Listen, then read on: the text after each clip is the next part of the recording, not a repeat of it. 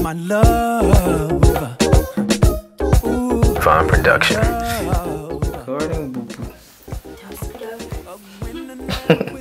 You gonna do it anyway when I sit down. No, I'm not. Go, baby. No, I'm not. So what do you want to talk about? How we met. No.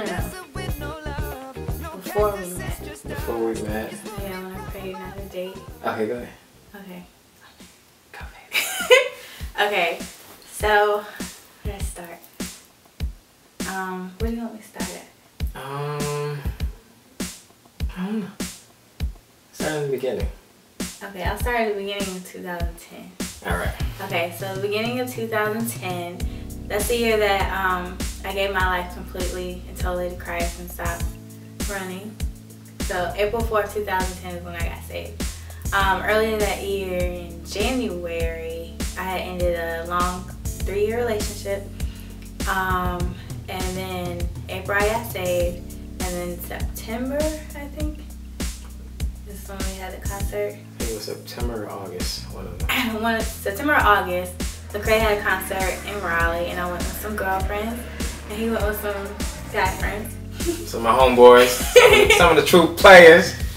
Y'all probably there right now. What's up? And I was with Jewel Ham, one of the many girls that were with us, and he came walking by with his camera and recording the whole thing, and they recognized each other, and she introduced him to the group. And then he introduced his name as Javon, and it stood out to me because it rhymes with my ex-boyfriend's name. So I remembered his name, and about a week later, Facebook suggested that we be friends. I didn't stalk him. Whatever. She found me on Facebook because she knew her brother was fly. And I remembered his name, Javon. I was like, oh, cool, that's the guy I met at the concert. I'll add him. I didn't think anything of it. And then over the years, we kept in contact. We would write back and forth on each other's statuses or pictures or comment here and there or message here and there or whatever. But she started liking all my Facebook posts, clicking like on my pictures. You know, I basically had her whole attention. No, okay. I wasn't. Go ahead, baby. I was focused on God. And Javon. Go, boo-boo. And yeah. So, time passed, and he commissioned in the Army as an officer. He went to Korea, and then he got stationed in Fort Bragg. And I invited him to church. He tried to play my face. I ain't trying to play her face. I probably had a mission or something like that. Anyway, I invited him to church, and he went to church with me. Well, before that, I think we went to Cheddar's or something. Yeah, like our first get to know each other type hangout meal, if you want to call it that. Yeah, we went to Cheddar's, and to me, I was just having a conversation, but to him, I had like the walls Jericho up. She had them up. No, I did. She had guards up like crazy. But I was explaining to him how I prayed and asked God that the next person I date be my husband, and I didn't want to date just to date. And he took that as me telling him, I don't date just to date. And yeah, like who says that? Who says? It was just a casual conversation. But anyway. Go ahead, boo. Anyway, I invited him to church, and he went. I think we hung out afterwards. We went to Jason's Deli. All right. And one thing that really, before I go there, stop it. While we were looking at the menu, a lady handed us a pamphlet to her church's marriage retreat, and then we told her that we weren't married, and she looked shocked, she looked surprised, and she said, "You two aren't married, you just have a glow, there's just something about you, there's like a glow around you two." And we were like, whoa. And so I tried to ignore it because, you know, I didn't want to be that creepy girl that, you know, got a prophecy that this is my husband. Right. So I kind of like, you know. Yeah. Try to let it blow over. Yeah, try to act like it didn't happen. And then once we sat down to eat, he saw like a kid playing and interacting with his mom and dad. And he just looked at them and he smiled. And he said, "I really want a family." And I was like, oh. Yeah, so that was one of the first things that stuck out to me. Like, oh, it's a good catch. Like, family man, and, you know, what girl doesn't want that? So, after we hung out a couple of times and he went to church a couple of times, he ignored me for about a month. And I let him ignore me too, because I prayed, I prayed a prayer and I was sincere about it, that God would close doors that were supposed to be closed and, open doors that were supposed to be open. And if this man wasn't my husband, I didn't want to have feelings for him. I wanted the door to be shut. So I thought that's what God was doing, and I didn't I didn't blow him up. I didn't ask him, hey, what are you doing? Or I was just thinking about you, or sending a random text or a random message. I let him go. And then about a month later, I got a random text message, and he was trying to put something together. He sent me a picture, and I was like, yeah, I know she was feeling me. She ain't talked to me in a while, so I was like, yo, let me give her some time of the day. You know what I mean? Because she missed Javon.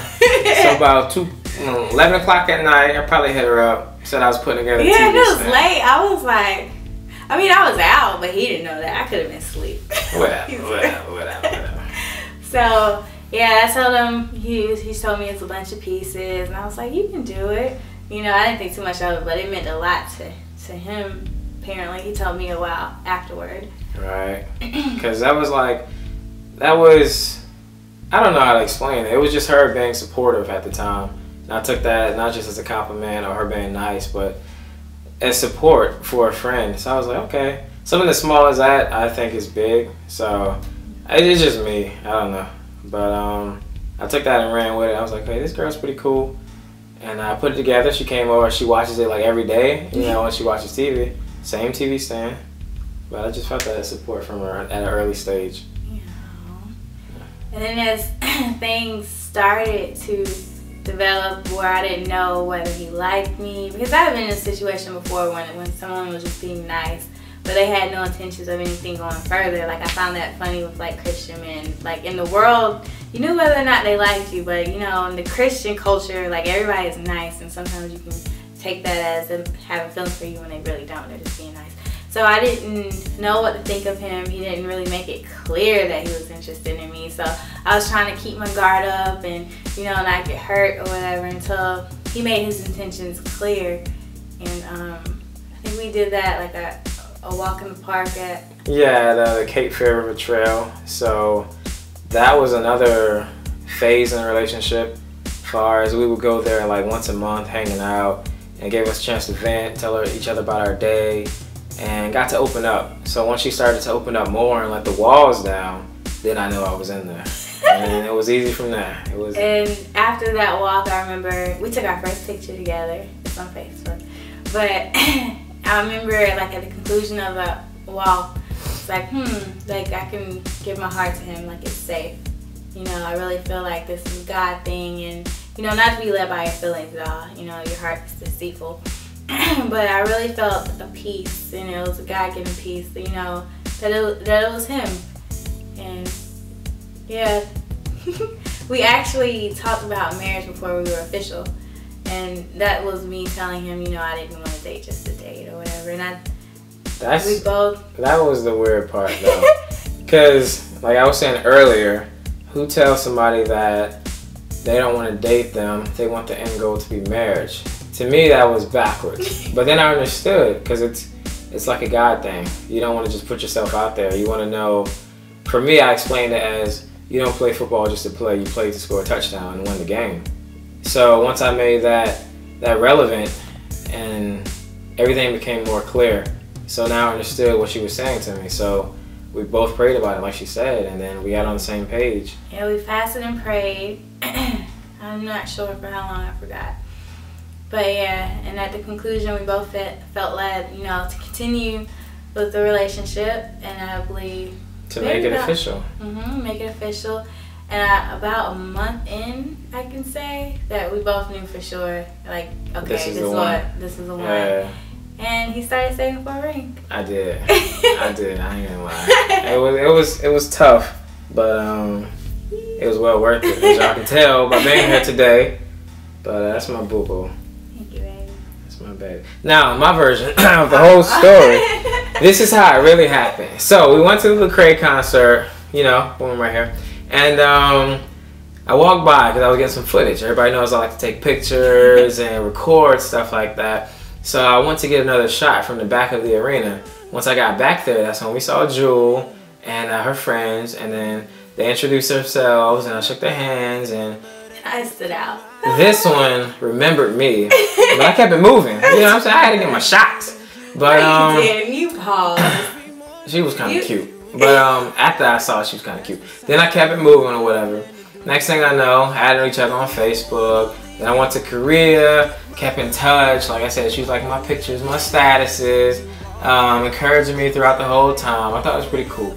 So I got orders to come to Fort Bragg. And she was always keeping in touch. And I forgot she stayed here. And then one day on Facebook, she told me, and she invited me to church. I went to church. It was about half hour from where I live, so I didn't really. He was like, yeah, I didn't think I was gonna keep doing that every week. But I did. But I did. And so, on Wednesday nights too, you can. I did on Wednesdays just to see her, and for prayer and worship, and for you too, Jesus. And praise and worship. Yeah, my bad. But I mean, that's pretty much what happened. I came here and went to church. She invited me out, and we kept hanging out from there. And then we just kept growing. The relationship got stronger. Where she started to pray for me, and that was one of the main things. Because when I first got here, I was dealing with a lot of stuff at work, and it was a lot to handle. And I remember waking up early to go to work, and just put on the face and just go there and get some things accomplished. But she would wake up and send me a text because she knew what time I had to get up, and she would say something like, "I'm praying for you," or she would send a scripture. And to me, that meant the world. That changed everything for me. Well, you